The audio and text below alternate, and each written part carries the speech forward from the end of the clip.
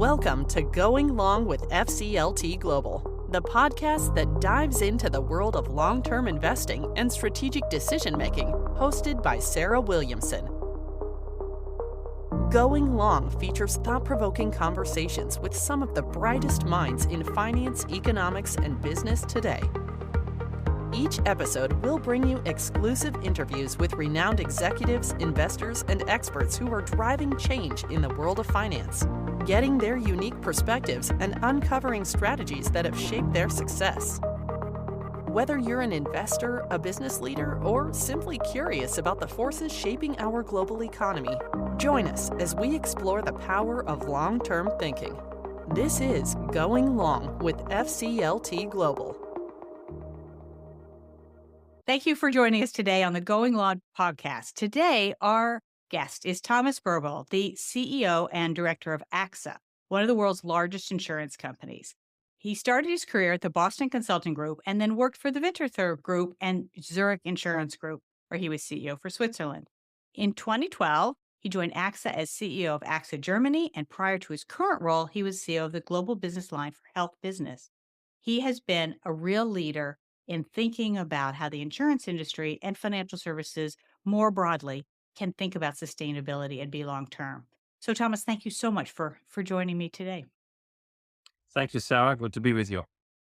So, insurance is sort of the ultimate short-term, long-term tension business, which is that you have long-tail risks, you have long-term customer relationships, but you tend to renew things in the short term. You have shareholders who worry about the short term. You have current events that hit you in the short term. So can you talk a little bit about how you balance the short-term pressures, which of course you must face every single day, with that long-term mindset of building a company that people rely on for years and years? So it's absolutely true that we have this,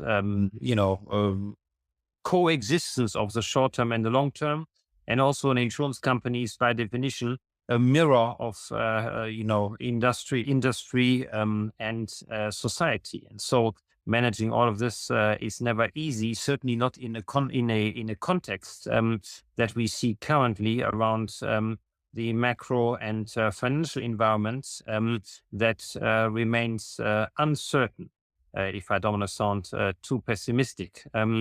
It's difficult to imagine at the moment where are the avenues of improvement in the short term when you think about it. And that's why I think one should also be able, and it's necessary to balance it against the long term, because this question around where do you want to go? What do you want to achieve? What societal goal, in our case, do you want to solve? Changes the perspective, liberates more energy for a longer term vision, and also then makes you more agile and reactive, because often we are caught in the short term. So what does it all mean to make it more concrete? When, for example, in 2016, we decided to acquire AXA XL, which was a US-based commercial insurer. We got a lot of criticism. The share price suffered a lot, and I was criticized to take too much risk, and it wasn't clear why we did it. For us, the aim was really to say, look, we need to go in these areas where there is the biggest amount of risk and the biggest growth on risk, which is in the corporate sector. When you look at it today, we were right, and the biggest amount of risks and new risk is exactly in that sector, in particular in this area of geopolitical tension. Let's talk a little bit about geopolitical tension. So we'll maybe start in the U.S. and then we'll go more broadly. In the U.S., we've got a lot of tension in our politics. There's concern there's uncertainty. Our new president is issuing all sorts of executive orders, getting a lot of stuff done very quickly, has not been particularly concerned about climate and pushing back on some of that. But at the same time, we've had fires in Los Angeles, we've had hurricanes in unexpected places like the mountains of North Carolina. And so the insurance industry is a little bit in the spotlight. So how do you think about that tension between, and this must happen in many countries, sort of the current politics but what's really happening on the ground? How do you manage both of those? I think first of all, it's important to have a clear view of what is happening because in your couple of phrases in introduction to the question, you mentioned plenty of risks. And so first of all, it's important to understand what risks do exist. We do that every year in a very methodological way with our future risk report to really understand what really matters. And what is quite interesting to see is that the let's say top 10 risks haven't really changed over the last 10 years. But I mean, except maybe I would say for the year of COVID, where obviously the health risk was the number one, but all the other years you see a pretty consistent picture. But what has changed is a couple of other issues. Number one, those risks are interlinked today. So geopolitical and cyber risk is linked. Natural catastrophes and health and social risk is linked. And so this is what makes it more complicated and also more difficult to understand.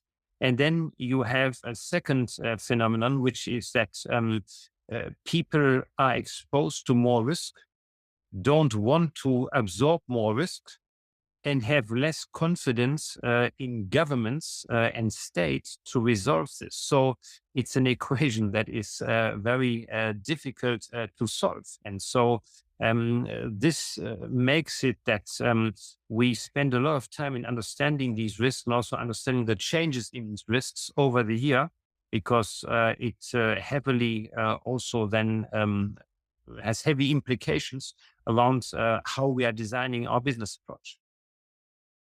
And thinking about those risks and how they change obviously is core to your ability to underwrite and to manage your business.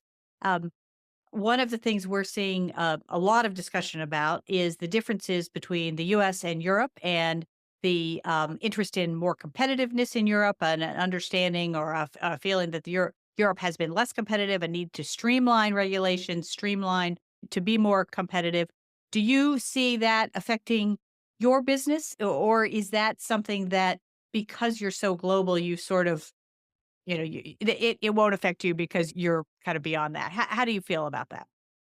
No, look, we are affected by every change that happens anywhere because, as you say, we are very global. And to explain it simply, what an insurance is, you have your finger in every pie, but not too deep in. Which means basically both on the asset side and the underwriting side, diversification is the mantra of an insurer. And therefore, we are affected by all these issues, but, never so affected that it puts the company at risk. Coming back to Europe, I think you're absolutely right that the question of competitiveness is at the heart of the discussion. But competitiveness, I think, has several facets. I mean, it starts with the question of regulation. And when we think about regulation, I think we have to be careful that we find the right balance. I mean, today the approaches are often that regulation needs to disappear completely. I think we need to be realistic on what the expectations are, because at the end of the day, it's not companies who make regulation, it's the governments and parliaments. And the way this is structured today, I would say we should probably more focus around the question of how can we make the current regulation easier and more digestible without shooting at the regulation itself. Secondly, I think when we think about competitiveness, it is also a question around have we in Europe succeeded in really exploiting the internal market? So I think what's very important now is the European Union has fully understood I think this issue around competitiveness. And now it's about how do you design as a commission, as the different countries, an action plan to also really deliver on it and make sure that you deliver quickly on it rather than taking too much time. I think your point about streamlining compliance with the regulation rather than the regulation itself is a really that's a very important distinction, and I think that's extremely helpful. If we move a little bit more to climate, Mm. um, you have had a clear commitment to sustainability for a very long time. You were one of the first to divest from coal, and you spend a lot of time modeling climate and what's going to happen. And obviously, that's central to your risk, to your business because of the risk.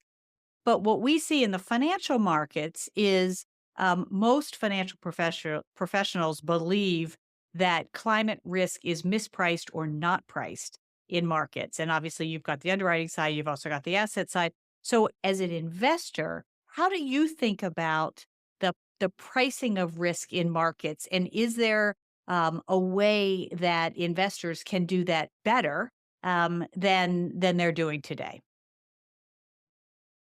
So, I mean, look, first of all, this mispricing, I think, is clearly an issue at the moment. But I think there's also a miscomprehension of what is climate risk and how can it be solved. Because what you see today is that the frequency of perils has increased. So more claims are happening, which also then brings the necessity of rebalancing premium and claims, which often results in higher premiums because we can adapt mostly those prices once a year. It's also being done. However, you see on this mechanism a lot of government intervention that keeping this balance is not as possible as it used to be, which leads many of the participating parties to believe that it's mispriced or that it's becoming uninsurable. I am personally not of that opinion because if you have a problem, you need to see how you can solve it. And what you can, for example, see on natural catastrophes is that you can manage these claims better and bring this risk back in a zone where it's properly priced if you use more prevention. So if you look, for example, in the US at the Hurricane Katrina and Hurricane Irma, which had roughly the same trajectory, the cost has gone down over time and not up. Why? Because governments, companies, individuals have taken preventative measures to protect themselves better. And obviously, this is the area where we work a lot now, be it on the research and development side, be it on the investment in data, but also be it on launching new services. We have a company called AXA Climate that has about 200 environmental engineers only focusing on this and helping companies to prevent better. So if we continue to focus on prevention, if prevention becomes a mandatory part of an insurance solution, then climate can be properly priced again and will remain insured. That's very interesting. And that sounds like something that sort of surpasses um the political wins one way or the other. Nobody wants to lose their house, nobody wants to lose their business to a natural disaster. So is that being well received in terms of your environmental engineers figuring out solutions?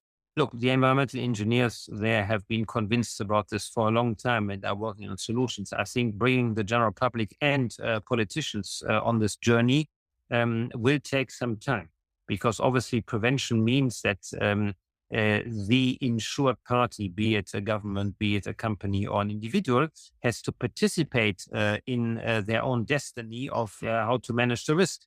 And therefore, it's important that we continue this discussion and we also show real data and results that it really makes a difference, which we can. So today, for example, we work a lot with satellite imaging to really prove what prevention can do. And if you look recently into the dreadful fires around Los Angeles, those buildings that have been constructed with other materials than wood have mainly withstood the fires. So there is a way of really, helping with prevention. I think the conscience will come more and more because obviously the social pressures that are arising from these terrible catastrophes and also the amounts of money that governments have to mobilize to help in these difficult moments will bring this question more to the forefront. So I'm positive that it will come, but it probably needs a bit of time. So on the insurance side, clearly you've thought a lot about this, how to mitigate things, how to prepare for whatever perils might come. On the market side or the investment side, um, what we see a lot of is because most investors have a fairly short-term time frame in terms of their performance benchmarks and so on. Maybe it's 1 year, maybe it's 3 years. That there are some people who are really trying to price either physical risks or future insurance costs or carbon pricing or something like that into their investments. But it sort of falls into two categories. There are either people who are very on this and very focused and sort of have a plan and are doing it, or at the other extreme, they're just saying it's too far away. I don't need to worry about that right now. The markets will take care of it. I'll worry about it later. What would you say to the sort of the second group, which is the investor who's saying, I don't need to think about this yet? Do you think that's right in that the market will adjust, over time and just like any other market, it will, incorporate these risks? Or are we going to have more one of those classic Minsky moments when people realize all of a sudden that they've got a lot of risk in their portfolios that they didn't recognize was there? I think certainly neglecting this power is not a responsible behavior. Because what you see, I mean, let's just take our data and also take the regulatory approaches in insurance, who I know the best. I mean, I can see the change in dynamic over years. And what you can see is, I mean, if you look at the very large perils, so the Hurricane Katrina and Irma and so on, they have actually not changed that much in dynamic. What has changed is those what we call secondary perils. So wildfires, floodings, droughts, and so on. And they happen more often, and they happen in areas that we have never seen before. I mean, if you think back to last year in Valencia, in Spain, these dreadful floods. And so this is where things can change very quickly, and where also the perception of climate risk can change very quickly. And as you know yourself, when markets start to move, they move very quickly, much quicker as you can often see. And that's why my recommendation to everybody would be do figure this into your decision around assets. The markets, by the way, are very large. So you have a large spectrum to choose from. And I think that is also for us, implementing our own climate approach when it comes to investing and the underwriting side. It's never easy, but it's possible because the market is large enough and you can pick and choose what you need. Let's switch gears a little bit. You've been in this role for some time. You took on this CEO role at a relatively young age. You have made a lot of cultural changes at AXA. Can you tell us a little bit about how you develop the next generation of leaders and sort of instill this long-term thinking that you've been talking about in that next generation? Tell us a little bit how you develop that group. Well, I can put it, I can look at my own example, what has made me grow the most. It was the following. I mean, I started my first big leadership role at the age of 32. And I didn't really have a lot of ideas of how to manage people. And when I was confronted with, I remember at the time, 4,000 people in distribution, what I did is I spent my breakfast, lunch, and dinner with people who have had much more experience to learn from them. And so this is, I think, the first important thing. And what I do these days, I have, launched a podcast called Inside the Corner Office, where I am interviewing CEOs so that they can reveal what has made them successful, but also which mistakes have they learned from. Exactly with that aim to say, look, how can I help to bring forward good ideas, best practices, learning from failures for the next generation? So that's the first one. The second one, how I grew, was that I always tried to take jobs that nobody else wanted, situations that were almost desperate, not my current role, I have to exclude that, but the roles beforehand. And, where there was little downside risk because it couldn't have gotten worse, but there was only upside risk. And that is how I have learned a lot.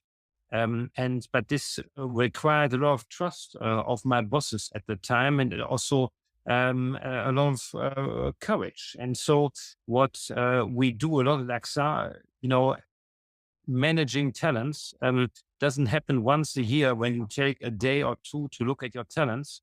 It happens every day and every minute. And so every meeting you have, or I have, I try to give feedback, try to, instill a long-term vision, and try to show what I have learned over time to other people, and also try and replicate the same that has been done to me at the time, putting people into big challenges, obviously always, understanding and estimating, will they be able to do it, but to stretch them and to learn with them. Or I give another example. When we were working on our Vision 2030, so how will our business model develop, we took young leaders and said to them, look, you tell us what to do. We didn't give them, a blueprint of what needs to be done. And so those are examples how we try and develop people. And I have to say, we have very good talents, and also we have very little issues of losing talents, because for an insurance company, it's not so difficult because we are at the heart of society, and our societal role is relatively easy to explain and to show. So tell us a little bit more about your Vision 2030, because I was going to ask you about sort of how is this, as you look out 5 years, 10 years, whatever it might be. Obviously, you mentioned cyber already. AI is really changing the way insurance works. Can you paint us a little bit of a picture of what AXA is going to look like in 2030 or beyond? What was your vision? What does your vision tell us?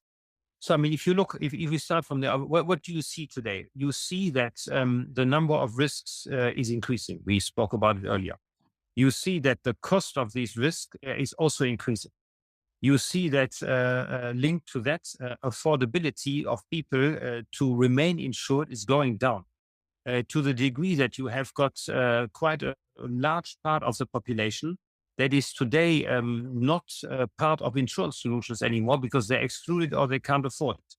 And then you have a fourth sector, which is that governments do not have the means anymore financially to cover the holes. And so the big and fundamental question for us is, what is our role in this area? And it goes back to what I said earlier about prevention.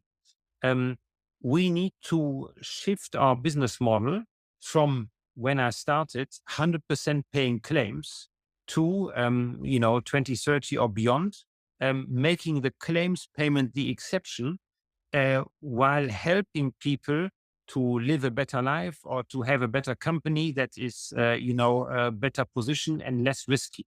And so our role, working on prevention together with the insured, but also making the insured amongst each other benefiting from their own experience in terms of prevention.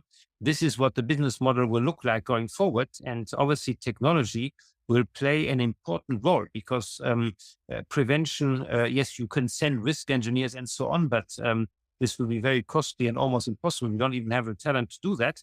You need to use a lot of satellite data. You need to use a lot of sensors and so on. And that's really where our industry will become very, very technology driven, which is very exciting. That is exciting. And being able to sort of be in the whole process rather than just, oops, Yes. a claim happened. Let's pay that. Yeah, That's look, I think it's great. If you can avoid a claim rather than to play a claim correctly, that is also a much better mission. And, I would even be more proud to do that than just paying a claim. right. But really be the last resort is to pay the claim, but hopefully not get there too Yeah, often. exactly. And you are more like a life coach is a bad word, but something like this to help you to live a better life. And, we have a full alignment of interest that we are as an insurer are working for your well-being and for, you having a better life and a more secure life. Well, I think that's an inspiring vision, and I think it is a wonderful long-term vision in terms of how you can take that depth of data you have, whether it's about the climate or whether it's about how people live, or the location, satellite data, all of those sorts of things, and really use all of that data to make people's lives better. I think that's a terrific answer. Uh, so as you think, last question I will ask you, as you sort of think about coming back to capital, the capital side, do you see the confidence and the excitement about those sorts of long-term visions that you're talking about? I'm sure you do among your employees and your customers and others. Do you see that among the shareholder group as well? Do you feel like you've got are the markets thinking in the same way or supporting that sort of long-term vision? Is that aligned? Are your investors and shareholders aligned with those sorts of long-term visions? Our investors are certainly the ones I speak to regularly, but it depends. You need to find the right investors. I would say the short-term oriented hedge fund who looks for the quick buck is probably not the right shareholder for our model, because yes, we balance well the short term and the long term, but we need to make sure that there is a long term progression. Which means that we probably, yes, we will make sure that the short term looks good, but we would never, overemphasize the short term over the long term. And this is very much then, look, investors have the freedom and the choice in the markets, and the investors we have are very happy with that. And you talked earlier about climate transition. For our investors, us playing an important role in the climate transition and other transitions is very important and means a lot to them. And so we have to cater at the end of the day to the investors that trust us and listen to them, what they want, and also adjust our own strategy and long-term vision to what our investors want. And so far, this has been a very good journey. And I must say, every investor meeting that I have, I find, very interesting and to a certain degree also inspiring, because hearing their view, hearing their ideas has given me many ideas as well for AXA. Well, that's terrific. I'm sorry you can't join us at our summit on February 26th, but we are going to take this podcast and share it with the people who are coming in advance, because I think a lot of the things that you've touched on in terms of the long-term thinking, in terms of really thinking about climate risk today, even if they may take time to actually manifest themselves or maybe not. And this point about getting the right shareholders are all things that are very, very close to our hearts in terms of trying to focus capital on the long term. So thank you for your time today. Thank you. That concludes another episode of Going Long with FCLT Global. We hope you enjoyed our conversation today and encourage you to continue exploring our resources and research at www.fcltglobal.org. If you enjoyed today's episode, don't forget to subscribe, leave a review, and share with others who may find value in Going Long with FCLT Global.